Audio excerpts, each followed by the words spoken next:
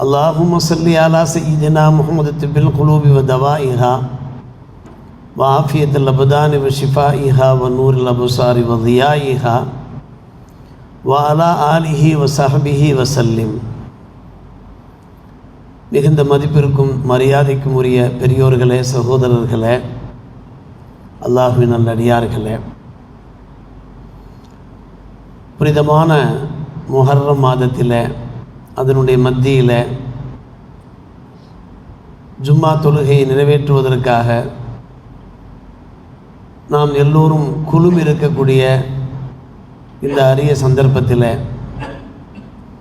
அல்லாஹ் ரப்புல் ஆலமீன் நம் அனைவருடைய பாவங்களை மன்னித்து நமக்கும் நம்முடைய குடும்பத்தினர், உற்றார் சுற்றார், உம்மத்தார் அனைவருக்கும் நரக விடுதலை அளித்து எல்லோருக்கும் அல்லாஹ் ஜல்ல ஷானுஹு வ தஆலா ஜன்னத்துல் ஃபிர்தௌஸ் அல்லாஹ் உயர்ந்த சுவனபதியை தந்தருள் புரிவானாக. வாழும் காலம் பரிசுத்தமான முஸ்லிம்களாக நல்லவர்களாக வாழ்ந்து இவ்வுலகிலிருந்து விடைபெறும்போது உத்தம சத்திய மூமின்களாக ஈமான் சலாமத்தோடு, சிஹத் சலாமத் ஆஃபியத்தோடு அல்லாஹுவை சென்று அடைகிற பாக்கியத்தை நமக்கும் நம்முடைய குடும்பத்தினருக்கும் அல்லாஹ் ஜல்ல ஷானுஹு வ தஆலா தந்தருள் புரிவானாக. உலகிலே வாழும் காலம் பல்வேறுபட்ட பலா முசீபத்துகள், துன்பங்கள், துயரங்கள், துக்கங்கள் இருந்து அல்லாஹ் நம்மை காத்தருள் புரிவானாக. நம்முடைய குடும்பங்களில், வியாபார ஸ்தலங்களில், தொழில்துறையில், எல்லா சந்தர்ப்பங்களிலேயும் அல்லாஹ் ரப்புல் ஆலமீன் தன்னுடைய தனிப்பெரும் கிருபையினால் மன நிறைவான வாழ்க்கையை தந்து பரக்கத்தையும் ரஹமத்தையும் நேமத்தையும் வாரி தந்தல் புரிவானாக. ஆமீன் யா ரப்பல் ஆலமீன். அன்பு சகோதரர்களே, பெரியோர்களே, புனிதமான முஹர்ரம் மாதம் ஷஹாதத்து ஹுசைன் ரலியல்லாஹு அன்ஹு அவர்களுடைய வீர மரணத்தை நமக்கு ஞாபகப்படுத்துகிற மாதம். கர்பலா களம் கண்ட மாதம். கடந்த ஜும்மாக்களில் பல்வேறுபட்ட தலைப்புகளில் சங்கமிகு உலமா பெருமக்கள் உரை நிகழ்த்தினார்கள்.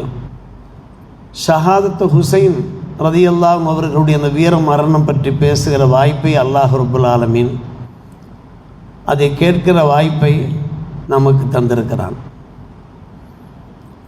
நம்முடைய உயிரிலும் இரத்தத்திலும் உத்வேகத்தையும் வீரத்தையும் ஏற்படுத்துகின்ற ஒரு உண்மை சம்பவம் தான் ஹுசைன் ரலியல்லாஹு தஆலா அன்ஹு அவருடைய வாழ்க்கையில் நடைபெற்ற அந்த வீர வரலாறு.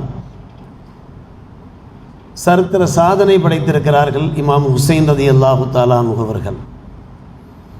குர்ஆனிலே அல்லாஹ் பல இடங்களிலே நம்மை பார்த்து பேசுகிறானே, உங்களை பல்வேறுபட்ட சந்தர்ப்பங்களிலே நாம் சோதிப்போம், பல வகையிலையும் சோதிப்போம், நீங்கள் பொறுமையை மேற்கொண்டீர்கள் என்றால் உங்களுக்கு நற்செய்தி இருக்கிறது என்று அல்லாஹ் நல்ல அறிவிப்பு செய்திருக்கிறானே. அதற்கு இலக்கணமாக இமாம் ஹுசைன் ரலியல்லாஹு தஆலா அவர்கள் திகழ்ந்திருக்கிறார்கள். 2ஆம் அத்தியாயம் 156ஆம் வசனத்தில் அல்லாஹ் பேசுகிறான், உங்களை நாம் பயம், பசி, செல்வத்திலேயும் உயிர்களிலேயும் உணவு வகைகளிலேயும் குறைபாடு, இவற்றின் மூலமாகவெல்லாம் நாம் சோதிப்போம். அந்த நேரத்தில் யார் பொறுமையை மேற்கொள்கிறார்களோ அவர்களை பார்த்து நபியே நீர் நற்செய்தி சொல்வீராக. பொறுமையாளர்கள் யார்? அவர்களுக்கு இது போன்ற துன்பம் ஏற்பட்டால் அவர்கள் சொல்லுகிற வார்த்தை, நிச்சயமாக நாங்கள் அல்லாஹ் கூறியவர்கள், அல்லாஹ் பக்கமே மீளக்கூடியவர்கள், இன்னா லில்லாஹி வ இன்னா இலைஹி ராஜிஊன் என்ற அழகிய திருவாசகத்தை அவர்கள் மொழிவார்கள். உலாயிக்க அலைஹிம் ஸலவாத்தும் மிர் ரப்பிஹிம் வ ரஹ்மா உலாயிக்க ஹுமுல் முஹ்ததூன். அவர்களுக்கு இறைவனுடைய வாழ்த்துக்கள் இருக்கிறது, ரஹ்மத் இருக்கிறது, அவர்கள் தான் நல்வழி பெற்றவர்கள் என்று அல்லாஹ் ரப்புல் ஆலமீன் அந்த வசனத்தை நிறைவு செய்கிறான். நம்முடைய வாழ்க்கையில் சோதனைகள் ஏற்படும் போது, ஏதாவது துன்பங்கள் ஏற்படும் போது, இன்னா லில்லாஹி வ இன்னா இலைஹி ராஜிஊன் என்கின்ற திருக்கலிமாவை மொழிந்த வண்ணம் நாம் சகிப்புத்தன்மையை கடைபிடித்தோம் என்றால், பொறுமையை கடைபிடித்தோம் என்றால், நிச்சயமாக அல்லாஹ் ரப்புல் ஆலமீனுடைய ரஹ்மத் நமக்கு கிடைக்கும் என்பதிலே சந்தேகமில்லை. இந்த வசனம் நமக்கு வாக்குறுதி வழங்குகிறது. அதன் அடிப்படையில் தான் இமாம் ஹுசைன் ரலியல்லாஹு தஆலா அன்ஹு அவர்கள் பல்வேறுபட்ட சோதனைகளை சந்திக்கிறார்கள்.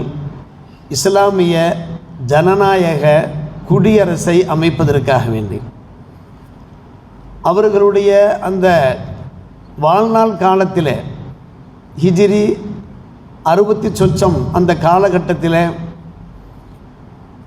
பெரும் சோதனை ஏற்பட்டது, ஆட்சி மாற்றம் ஏற்பட்டது. அந்த ஆட்சி மாற்றத்தை சரி செய்வதற்காக வேண்டி அவர்கள் அறப்போராட்டத்தில் ஈடுபட்டார்கள். இஸ்லாமிய அரசியல் சுதந்திரத்தை காப்பாற்றி இஸ்லாமியர்கள் நிம்மதியாக வாழ வேண்டும், அமைதியாக வாழ வேண்டும், அடக்குமுறைக்கும் சரிவாதிகாரத்திற்கும் அடிபணிகிற சூழ்நிலை ஏற்படக்கூடாது என்பதற்காக வேண்டிய ஹிஜ்ரி 61ஆம் ஆண்டு முஹர்ரம் பிறை 10 அவர்கள் இந்த உலகிலிருந்து விடைபெறுகிறார்கள், ஷஹீதாகிறார்கள். அதான் ஷஹாதத்து ஹுசைன் ரலியல்லாஹு அன்ஹு என்று நாம் கூறுகிறோம். அருமை சகோதரர்களே, பெரியோர்களே, ஹிஜ்ரி 4ஆம் ஆண்டு அல்லது 3ஆம் ஆண்டு ஷாபான் மாதத்தில் தான் ஹஜ்ரத் ஹுசைன் ரலியல்லாஹு தஆலா அன்ஹு அவர்கள் பிறக்கிறார்கள். அவர்களை பற்றி நிறைய புகழாரம் சூட்டப்பட்டிருக்கிறது. கிதாபில் உசுதுல் காபா போன்ற கிதாபுகளில் அது காணப்படுகிறது. அன்றைய அறியாமை காலத்தில் ஹுசைன் என்கின்ற பெயர் உடையவர் எவருமே இருக்கவில்லை. அப்படிப்பட்ட அழகிய பெயர் அவர்களுக்கு சூட்டப்பட்டிருந்தது. சொல்லப்போனால் சொர்க்கத்து மாந்தர்களிலே ஹுசைன் ரலியல்லாஹு தஆலா அன்ஹுடைய பெயர் இடம்பெற்றிருப்பதாக வரலாற்று நூல்களிலே காணப்படுகிறது. அந்த அழகிய பெயருக்கு சொந்தக்காரர் தான் ஹஜ்ரத் ஹுசைன் ரலியல்லாஹு தஆலா அன்ஹு. எல்லாவற்றுக்கும் மேலாக அஹ்ல பைத்திலே உள்ளவர்கள். பெருமானார் ரசூலே கரீம் ஸல்லல்லாஹு அலைஹி வஸல்லம் அவருடைய பேரராக உள்ளவர்கள், அவர்களுடைய குடும்பத்தினரை சார்ந்தவர்கள். அஹ்ல பைத்தை நேசிப்பது என்பது ஒவ்வொரு முஸ்லிமின் மீதும் கடமை. ஹசன் ஹுசைனா ரலியல்லாஹு அன்ஹுமாவுடைய பெயர்கள் எடுத்துரைக்கும் போதெல்லாம் நமக்கு ஒரு முஹப்பத்து உண்டாக வேண்டும், ஒரு தனி பிரியம் உண்டாக வேண்டும். இது அவசியமாக இருக்கிறது என்று அண்ணல் பெருமானார் ரசூலே கரீம் ஸல்லல்லாஹு அலைஹி அவர்கள் எடுத்துரைத்திருக்கிறார்கள். ஒவ்வொரு குத்துபா மேடையிலையும் ஜும்மா குத்துபா ஓதுகிற போது அவருடைய திருநாமங்களை வாசிக்காதவர்கள் கிடையாது. உலகம் பூராவும் ஹசன் ஹுசைனா ரலியல்லாஹு தஆலா அன்ஹுமா அவருடைய திருநாமங்கள் அங்கே வாசிக்கப்படுவதை நாம் பார்க்கிறோம்.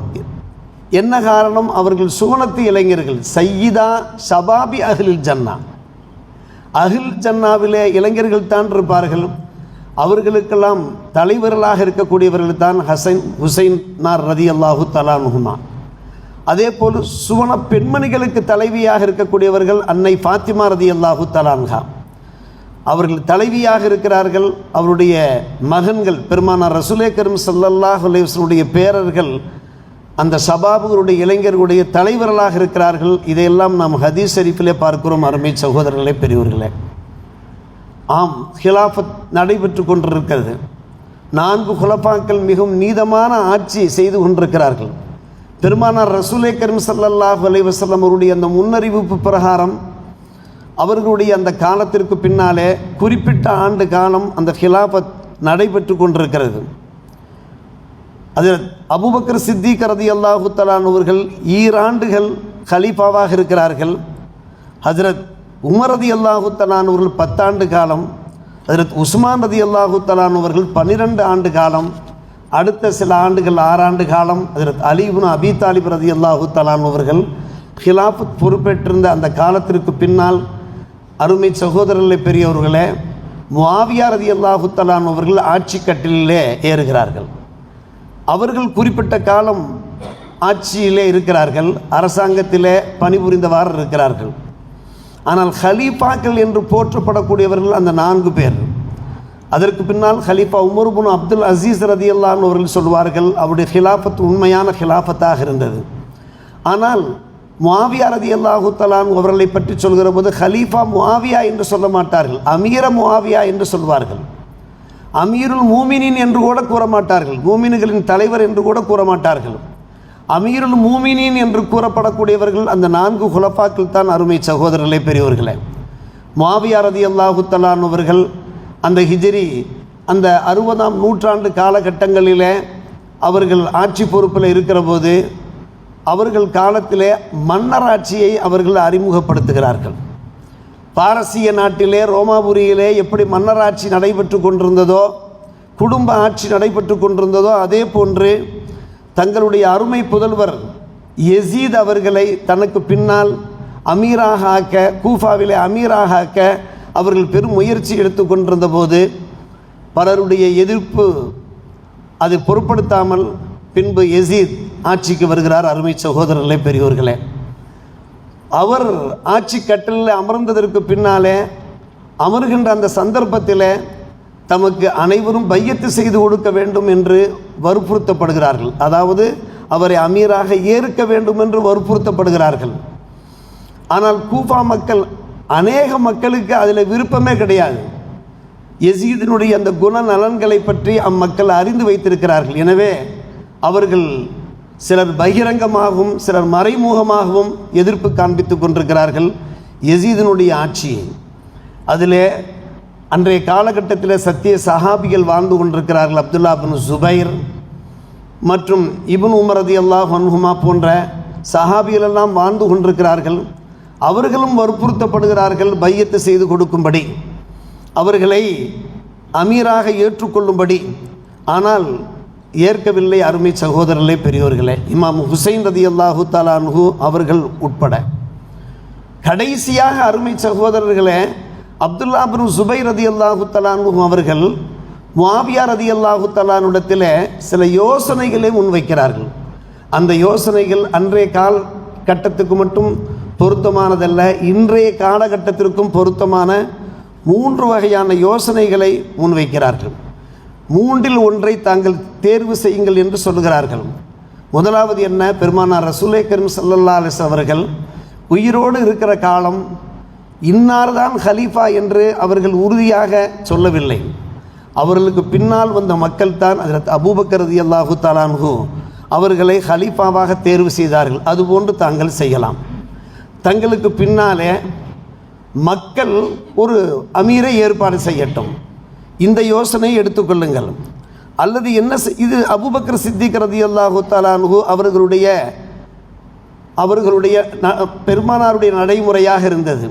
அடுத்து அபூபக்கர் சித்திக் ரலியல்லாஹு தஆலா அன்ஹு அவர்கள் ஆட்சி கட்டிலேயே ஏறுகிறார்கள்.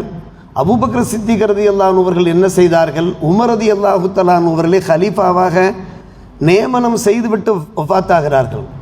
ஆனால் பெருமானார் ரசூலே கரீம் ஸல்லல்லாஹு அலைஹி அவர்கள் சில மறைமுக அடையாளங்களை மட்டும் காண்பித்தார்கள். நேரடியாக டைரக்டாக அபூபக்கர் சித்திக் ரலியல்லாஹு அன்ஹு அவர்களை கலீஃபாவாக பகிரங்க அறிவிப்பு செய்யவில்லை, பிரகடனம் செய்யவில்லை. ஆனால் அபூபக்கர் சித்திக் ரலியல்லாஹு அன்ஹு பிரகடனம் செய்கிறார்கள். அப்படி பிரகடனம் செய்கிற போது அபூபக்கர் உமர் ரலியல்லாஹு தஆலா அன்ஹு அந்த இருவருக்கும் இடையில் எந்த சொந்த பந்தமும் கிடையாது, தூரத்து உறவு கூட கிடையாது, தூரத்து உறவு கூட கிடையாது. பார்த்தார்கள் உமர் ரலியல்லாஹு தஆலா அன்ஹு நீதமிக்கவர்களாக, நியாயம் மிக்கவர்களாக, இறை அச்சம் உள்ளவர்களாக, மார்க்கம் தெரிந்தவராக இருப்பதை பார்த்த அபூபக்கர் சித்திக் ரலியல்லாஹு அவர்கள் மக்கள் மத்தியில் உமர் ரலியல்லாஹுடைய பெயரை பிரேரணை செய்த உடனேயே மக்கள் ஏற்றுக்கொண்டார்கள். இந்த இரண்டாவதை தாங்கள் கடைபிடிக்கலாம். இது அபூபக்கர் சித்திக் ரலியல்லாஹுடைய நடைமுறை. மூன்றாவது தான் உமர் ரலியல்லாஹுடைய நடைமுறை. உமர் ரலியல்லாஹு அவர்கள் தங்களுக்கு பின்னால் யாரை ஹலீஃபாவாக நியமனம் பண்ண வேண்டும் என்று இந்த முந்திய இரண்டு நடைமுறைகளையும் அவர்கள் செயல்படுத்தவில்லை. ஷூரா கமிட்டியை ஏற்படுத்தினார்கள். ஷூரா கமிட்டி ஏற்படுத்தி ஒரு 6 பேர் கொண்ட குழுவை ஏற்படுத்தி, இந்த 6 பேர் முக்கியமான சஹாபிகள், இறை நெருக்கம் பெற்றவர்கள், சுயநலத்திற்கு தன்னலத்திற்கு அப்பாற்பட்டவர்கள். அவர்கள் தேர்ந்தெடுத்தால் நல்லவர்களைத்தான் தேர்ந்தெடுப்பார்கள், மக்கள் நலன்கள் விரும்பிகளைத்தான் தேர்ந்தெடுப்பார்கள் என்பது நன்கு தெரிந்த காரணத்தினாலே ஒரு ஷூரா கமிட்டி ஏற்பாடு செய்தார்கள். அந்த ஷூரா கமிட்டி என்ன செய்தார்கள்? ஹஜ்ரத் உஸ்மான் ரலியல்லாஹு தஆலா அன்ஹு இந்த 3 ஆலோசனைகளில் ஒரு ஆலோசனையை தாங்கள் எடுத்துக்கொள்ளலாமே என்று முஆவியா ரலியல்லாஹு தஆலா அன்ஹு அவரிடத்திலே சொல்பவர் யார்? அப்துல்லா பின் ஜுபைர் ரலியல்லாஹு தஆலா அன்ஹு அவர்கள். காரணம், அவர்கள் யசீதுக்கு பையத்து செய்து கொடுக்க தயாராக இல்லை. என்ன காரணம்? யசீத் ஆட்சிக்கு வருவதற்கு தகுதியற்றவராக இருந்த காரணத்தினாலே.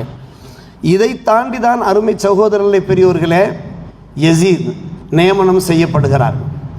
முஆவியா ரலியல்லாஹு தஆலா அன்ஹு அவர்கள் மூலமாக நியமனம் செய்யப்படுகிறார். சத்திய சஹாபிகளுக்கு இதில் விருப்பமில்லை, இஷ்டமில்லை. இருந்தபோதும் கூட தங்களுடைய எதிர்ப்பை அவர்கள் வெளிப்படுத்தவில்லை. காரணம், எதிர்ப்பை வெளிப்படுத்தி இவர்கள் பக்கம் ஒரு கூட்டம், எதிராளிகள் ஒரு கூட்டம், இப்படி சண்டை சச்சரவு ஏற்பட்டு விடக்கூடாது, உம்மத்துமார்கள் பிளவுபட்டு விடக்கூடாது. முகமது இப்னு ஹனஃபியாவிலிருந்து இப்னு உமர்லேருந்து இப்னு அப்பாஸ் ரலியல்லாஹு அன்ஹும் போன்ற எல்லோருமே என்ன செய்தார்கள்? அமைதி காத்தார்கள். அருமை சகோதரர்களே, ஒரே ஒரு காரணம், உம்மத்துக்கு மத்தியில் ஒரு பிளவு ஏற்பட்டு விடக்கூடாது, அவர்கள் சிதைந்து போய் விடக்கூடாது என்கிற ஒரே காரணம்தான். ஆனால் அடுத்து ஒரு காலகட்டம் யசீத் என்ன செய்கிறார்? ஆட்சி பீடத்தில் ஏறுகிறார். கிட்டத்தட்ட ஹிஜ்ரி 60 ரஜபு, புனித ரஜபு மாதத்தில் கிபி 680 அவர் பொறுப்பேற்கிறார். எல்லாரையும் வற்புறுத்துகிறார், எனக்கு பையத்து செய்து கொடுக்க வேண்டும் என்று. இமாம் ஹுசைன் ரலியல்லாஹு தஆலா அன்ஹு அவர்களும் வற்புறுத்தப்படுகிறார்கள். மதீனாவிலே தங்களுடைய குடும்பத்தினரோடு வசித்து கொண்டிருக்கிறார்கள். அன்றைய ஆளுநராக வலீது பின் உத்பா இருக்கிறார். அவரை ஏவுகிறார் யசீத். எப்படியும் தாங்கள் ஹுசைனிடத்தில், இமாம் ஹுசைனிடத்தில் பையத்து வாங்கிவிடுங்கள் என்று வற்புறுத்த ஹுசைன் ரலியல்லாஹு தஆலா அவர்கள் அமைதியாக இருந்தார்கள். நெருக்கடி தாழாமல் மக்காவிற்கு பயணப்பட்டு போகிறார்கள். புனித மதீனாவிலிருந்து அங்கேயும் கூட நெருக்கடி ஏற்படுகிறது. நெருக்கடிக்கு மத்தியில் தான் கூஃபா நகரத்து மக்களிடமிருந்து வரிசையாக கடிதங்கள் வந்தவாறு இருக்கிறது. இமாம் ஹுசைன் ரலியல்லாஹு தஆலா அன்ஹு அவர்களுக்கு ஒரு சரிவாதிகாரி இந்த நாட்டை ஆண்டு கொண்டிருக்கிறார், அதை நாம் தட்டி கேட்க வேண்டுமே, எதிர்த்து போராட வேண்டுமே, இஸ்லாமிய ஜனநாயக அரசை நிறுவ வேண்டுமே என்று கிட்டத்தட்ட 1200 கடிதங்கள் ஹஜ்ரத் ஹுசைன் ரலியல்லாஹு தஆலா அன்ஹு அவர்களுடைய கரங்கள் வந்து சேர்கின்றன.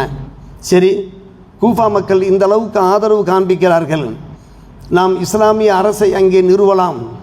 பெருமானார் ரசூலே கரீம் ஸல்லல்லாஹு அலைஹி வஸல்லம் காலகட்டத்திலிருந்து எப்படிப்பட்ட ஒரு ஜனநாயக அரசு நிறுவப்பட்டிருந்ததோ நாம் அதை தொடரலாம் என்கிற முறையில் இமாம் ஹுசைன் ரலியல்லாஹு தஆலா அன்ஹு அவர்கள் புறப்படுகிறார்கள், பயணப்படுகிறார்கள் கூஃபாவை நோக்கி. தங்களுடைய குடும்பத்தினரை, ஆதரவாளர்களை அழைத்து கொண்டு புறப்படுகிறார்கள் கூஃபாவை நோக்கி. பலர் எதிர்க்கிறார்கள், தயவுசெய்து செல்லாதீர்கள். யசீத் ஒரு சர்வாதிகாரியாக இருக்கிறார், அவருக்கு கீழே வேலை செய்யக்கூடியவர்கள் உபைதுல்லா இப்னு ஜியாத், ஷிம்ரு போன்றவர்கள், ஹுர்ரு போன்றவர்கள் மிக மோசமானவர்கள், தாங்கள் புறப்பட்டு போகாதீர்கள், அவர்கள் கல்நஞ்சம் படைத்தவர்கள், மிருகத்தனமானவர்கள் என்று. ஆனால் ஹஜ்ரத் இமாம் ஹுசைன் ரலியல்லாஹு தஆலா அவர்கள் புறப்படுகிற அந்த செய்தி இப்னு உமர் ரலியல்லாஹு அன்ஹுமா அவர்களுக்கு கிடைக்கிறது. கொஞ்சம் தூரம் சென்று விட்டார்கள், சற்றேறக்குறை 2 மைல்களுக்கு அப்பால் சென்று விட்ட ஹுசைன் ரலியல்லாஹு தஆலா அவர்களை அப்துல்லா பின் உமர் ரலியல்லாஹு தஆலா அவர்களை சந்தித்து, தயவுசெய்து தாங்கள் கூஃபாவுக்கு செல்லாதீர்கள், தங்களுடைய குடும்பத்தை அவர்கள் சின்ன பின்னப்படுத்தி விடுவார்கள். பெருமானார் ரசூலே கரீம் ஸல்லல்லாஹு அலைஹி வஸல்லம் இடத்தில் அண்ணல் ஜபரீல் அலைஹிஸ்ஸலாத்து வஸ்ஸலாம் அவர்கள் பிரசன்னமாகி, உங்களுக்கு துனியா வேண்டுமா ஆகிரத்து வேண்டுமா என்று கேட்டபோது ஆகிரத்து தான் வேண்டும் என்று பெருமானார் சொன்னார்களே, எனவே தயவு கூர்ந்து நமக்கு ஆகிரத்தே போதுமானது, துனியா வேண்டியதில்லை, இதற்காக ஏன் நாம் போராடி கொண்டிருக்க வேண்டும் என்று சொன்னதை ஏற்கவில்லை இமாம் ஹுசைன் ரலியல்லாஹு அவர்கள். அந்த ஆகிரத்தினுடைய வெற்றிக்காகத்தான் நான் புறப்பட்டு போகிறேன் என்று அவர்கள் புறப்பட்டார்கள். அருமை சகோதரர்களே, இப்னு உமர் ரலியல்லாஹு தஆலா அன்ஹு அவர்களை ஆற தெளிவி கண்ணீர் வடித்து அவர்களை அனுப்பி வைக்கிறார்கள். புறப்படுகிறார்கள். சுட்டரிக்கும் வெயிலே, சரியான கோடை காலத்திலே இமாம் ஹுசைன் ரலியல்லாஹு தஆலா அவர்கள் கிட்டத்தட்ட 1100 மைல்கள், புனித மக்கா டு கூஃபா இருக்கிறது 1100 மைல்கள். அந்த கோடை வெயிலில் தங்களுடைய குடும்பத்தினரோடு புறப்பட்டு போகிறார்கள். இன்றைக்கு நாம் 1447ஆம் ஆண்டு ஹிஜ்ரியில் இருந்து கொண்டிருக்கிறோம். இந்த சம்பவம் நடைபெற்ற காலகட்டம் என்ன? ஹிஜ்ரி 60 சொச்சம் காலகட்டத்திலே அவர்கள் புறப்படுகிறார்கள். சென்று கொண்டே இருக்கிறார்கள். இடையிலே எதிரிகள் வழிமறிக்கிறார்கள். இடையிலே 1000 குதிரைகளிலே எதிரிகள் கூடி வந்து அவர்கள் வழிமறித்த போதும் கூட இரு தரப்பாருக்கும் இடையிலே சில வாக்குவாதங்களுக்கு மத்தியிலே புறப்பட்டு போய்கொண்டே இருக்கிறார்கள். போய்கொண்டே இருக்கக்கூடிய அந்த காலகட்டத்தில் தான் வரலாற்றை நாம் சுருக்கி சொல்ல வேண்டியிருக்கிறது. கிட்டத்தட்ட கர்பலா களத்தை அடைந்து விடுகிறார்கள். ஹஜ்ரத் உசைன் ரலியல்லாஹு தஆலா யூப்ரட்டிஸ் ஃபுராத் நதி ஓடிக்கொண்டிருக்கக்கூடிய அந்த கர்பலா களத்தை அடைந்து விடுகிறார்கள். நைனவா என்கின்ற அந்த ஊர் கிராமம், அந்த ஊர் அருகேதான் அந்த ஃபுராத் யூப்ரட்டிஸ் நதி ஓடிக்கொண்டிருக்கிறது. யசீதிடமிருந்து கடிதம் வருகிறது, உபைதுல்லா பின் ஜியாதிடமிருந்து கடிதம் வருகிறது, அங்கேயே அவரை நீங்கள் நிறுத்தி வையுங்கள். அங்கிருந்து கூஃபாவை நோக்கி சிட்டியை நோக்கி நகர விடாமல் அவர்கள் நிறுத்தி வையுங்கள். அவருக்கான உணவு குடிபானம் எல்லாவற்றையும் நீங்கள் தடை செய்யுங்கள் என்கின்ற அந்த உத்தரவு. இப்படி தடைகள் செய்துவிட்டால் அவர்கள் பையத்து செய்து கொடுத்து விடுவார்கள், பையத்து செய்து கொடுத்து விட்டு திரும்பி சென்று விடுவார்கள் என்றெல்லாம் ஒரு கடிதம் ஒரு தூதுவர் வந்து கொடுக்க அங்கேயே நிறுத்தப்படுகிறார்கள். யூப்ரட்டிஸ் நதிக்கு அருகிலேயே ஒரு கூடாரம் அமைத்து ஹஜ்ரத் உசைன் ரலியல்லாஹு தஆலா ஒரு முகாம் அமைத்து தங்களுடைய குடும்பத்தினரோடு ஹஜ்ரத் இமாம் ஹுசைன் ரலியல்லாஹு தஆலா அவர்கள் தங்கியிருக்க எதிரிகள் அணி அணியாக அங்கே வந்து சேர்கிறார்கள். கிட்டத்தட்ட 5000 எதிரிகள் அங்கே வந்து சேர்கிறார்கள். ஒரு 72 பேர் குடும்பத்தினர் இருக்கிறார்கள், அவருடைய ஆதரவாளர்கள் சிலர் இருக்கிறார்கள். இவர்களை எதிர்த்து போராடுவதற்காக வேண்டி 5000 பேர் கொண்ட பத்ரு போர்க்களம், அந்த பத்ரு போர்க்களத்திலே 313 பேரை எதிர்க்க 1000 பேர் வந்தார்களே, அந்த சம்பவத்தை ஞாபகப்படுத்துகிற முறையில் தான் அன்பு சகோதரர்களே அந்த நிலைமை இருந்து கொண்டிருக்கிறது. இப்படியே தொடர்ந்து வாக்குவாதங்கள் நடைபெற்று கொண்டே இருக்கிறது.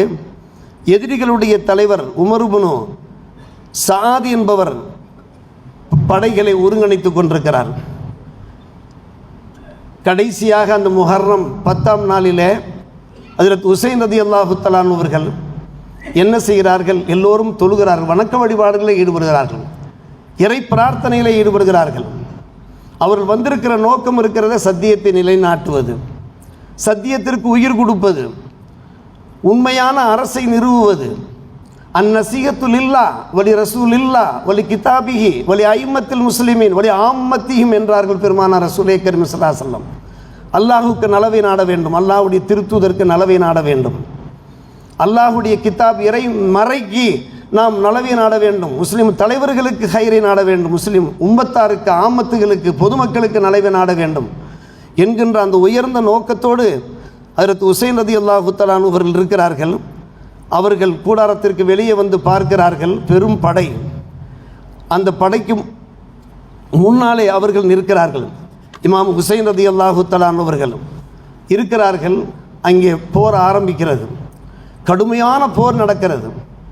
உண்ண உணவின்றி குடிக்க பானமின்றி அந்த கடுமையான வெயிலிலே அன்பு சகோதரர்களே பெரியவர்களே ஒரு 72 பேர் கொன்ற ஒரு சிறு படை அந்த பெரும் படையை எதிர்ப்பது என்றால் அது ஒரு சாதாரணமான விஷயமா? கொஞ்சம் யோசித்து பாருங்கள். இவர்களிலே சிறு சிறு பிள்ளைகளும் இருக்கிறார்கள், பெண்களும் இருக்கிறார்கள். ஒவ்வொருவருமே தாக்குதலுக்கு ஆளாகிறார்கள். அப்பாஸ் ரலியல்லாஹு அன்ஹு அவர்கள் இருக்கிறார்கள். அப்பாஸ் என்றால் அவர்கள் குடும்பத்தில் உள்ள அப்பாஸ் ரலியல்லாஹு அன்ஹு அவர்கள். அலி அக்பர் இருக்கிறார்கள், அலி அஸ்கர் இருக்கிறார்கள், ஜைனுல் ஆபிதீன் ரலியல்லாஹு அன்ஹு அவர்கள் இருக்கிறார்கள். எல்லோருமே தாக்குதலுக்கு ஆளாகி கொண்டிருக்கிறார்கள். அன்பு சகோதரர்களே பெரியோர்களே, சுருக்கமாக சொல்வது என்றால், ஆம், இமாம் ஹுசைன் ரலியல்லாஹு தஆலாவுடைய ஒரு குழந்தை, 6 மாதமே ஆன குழந்தை, தங்களுடைய கைகளிலே அந்த குழந்தையை ஏந்திய வண்ணம் வெளியே தம்முடைய முகாமுக்கு வெளியே வந்து எதிரிகள் படையை பார்த்து பேசுகிறார். இந்த பிள்ளை என்ன பாவம் செய்தது? இந்த பிள்ளைக்கு பால் குடிப்பாட்ட வேண்டாமா? குடிக்க தண்ணீர் கொடுத்து குடிப்பாட்ட வேண்டாமா என்று அவர்கள் கேட்கின்ற கடமை இருக்கத்தானே செய்கிறது.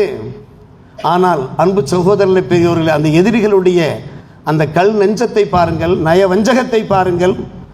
ஒரு அம்பு வேகமாக வந்து அந்த குழந்தையின் உயிரை குடிக்கிறது. அந்த நிமிஷமே அந்த குழந்தை ஷஹீதாக ஆகிவிடுகிறார்கள். பலஸ்தீனில் எத்தனை ஆயிரம் குழந்தைகள் ஷஹீதானார்கள், மறக்க முடிகிறதா? இதற்கெல்லாம் ஒரு முன்னோடி சம்பவமோ என்னவோ. அன்றைக்கு அந்த பிள்ளைகள் அந்த குடும்பத்தினர் பொறுமை காத்தது போன்றுதான் இன்றைக்கு பலஸ்தீன் மக்கள் பொறுமை காத்தார்கள். அதற்கு பின்னால் எப்படி இஸ்லாத்திற்கும் முஸ்லிம்களுக்கும் ஒரு மறுமலர்ச்சி ஏற்பட்டதோ அதுபோன்ற ஒரு மறுமலர்ச்சி நிச்சயமாக பலஸ்தீன் மக்களுக்கு ஏற்பட்ட அந்த துன்பங்கள் துயரங்களுக்கு பின்னால் ஏற்பட்டு கொண்டு தானே இருக்கிறது. இது நடைமுறை உண்மை. அருமை சகோதரர்களே பெரியவர்களே, ஷஹாதத்து ஹுசைன் ரலியல்லாஹு அன்ஹு அவர்கள் உடைய ஷஹாதத் இருக்கிறதே, அது ஒரு சிறந்த எடுத்துக்காட்டாக இருக்கிறது. அந்த குழந்தையினுடைய அந்த உயிர் போனதற்கு பின்னாலே இமாம் ஹுசைன் ரலியல்லாஹு அன்ஹு அவர்கள் இரு கரம் ஏந்தி அல்லாஹ்விடத்தில் துஆ செய்கிறார்கள். யா அல்லாஹ், சாலி அலைஹிஸ்ஸலாத்து வஸ்ஸலாமுடைய அந்த ஒட்டகை கொல்லப்பட்டதே, அநியாயமாக கொல்லப்பட்டதே, வஷம்சி வதுஹாஹா ஃபஅகருஹா என்று வருகிறதே, அந்த கொல்லப்பட்ட அந்த ஒட்டகையினுடைய குருதியை விட, இரத்தத்தை விட இந்த குழந்தையின் இரத்தம் மேலானதல்லவா? ஆம், என்னுடைய குழந்தையின் இரத்தத்தை நான் உன்னுடைய சமூகத்திலே நான் அர்ப்பணம் செய்கின்றேன் யா அல்லாஹ், எங்களை மன்னித்துக்கொள் யா அல்லாஹ், எங்களுடைய அர்ப்பணத்தை, எங்களுடைய தியாகத்தை ஏற்றுக்கொள் யா அல்லாஹ் என்று அவர்கள் கண்ணீர் மல்க அந்த கர்பலா களத்திலே வைத்து, அந்த மயானத்திலே வைத்து, அந்த சுட்டரிக்கின்ற அந்த வெயிலுக்கு மத்தியிலே வைத்து அல்லாஹ்விடத்தில் துஆ கேட்கிறார்களே. அன்பு சகோதரர்களை, பெரியவர்களை, இந்த சம்பவம் இந்த முஹர்ரம் மாதத்திலே கடந்த